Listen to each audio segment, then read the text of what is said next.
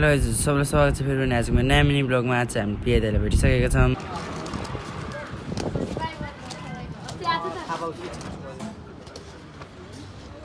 ल दाइ के 2 शब्द बोलिदिनु पर्यो भाइलाई। 2 शब्द माया गर्नु। के चाहिँ च्यानलको नाम? उपेश मगर। ल उपेश मगरलाई पनि सपोर्ट है। ल गाइज अहिले चाहिँ अनि म बिच बाटोमा हुन्छ नि त, अब स्केट खेल्दै हिँड्दा थिएँ, बाटो खाली भएर म चाहिँ उतापट्टि हेरेको।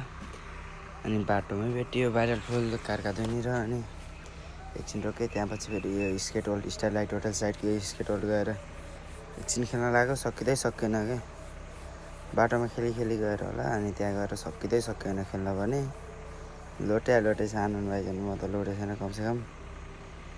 अनि देख्न सक्छ यो चाहिँ हाम्रो सुप्रिम दाईको ग्यारेज, सुप्रिम मोडिफिकेसन देख्न सकिन्छ यहाँ चाहिँ। अनि आन भाइको खुट्टा दुखेछ र लकी भाइलाई दिए स्केट सोच यहाँ चाहिँ। अनि लकी भाइ चाहिँ भर्खर आएको नि त, खेल्न सकिरहेको थिएन राम्रोसँग। यो चाहिँ अनि नेपालगञ्जको सोल्टी होटल। अनि हामी चाहिँ घर जाँदै थियौँ कि अनि लकी भाइ चाहिँ रोकमन चढ्छन्थ्यो। अब त्यतिखेर खेलेन नि त, त्यही भएर नि सकेन, लोट्यो। अनि हामी चाहिँ यहाँ कन्टिपुर चोक पुगिसकेका छौँ। अनि यो चाहिँ कन्टिपुर चोकको हुन्छ नि त अर्को साइड, त्यो बजार जाने साइडतिरको बाटो हो। अनि त्यहाँ अगाडि मन्दिर बन्नु छ, देख्न सक्छ एउटा मन्दिर।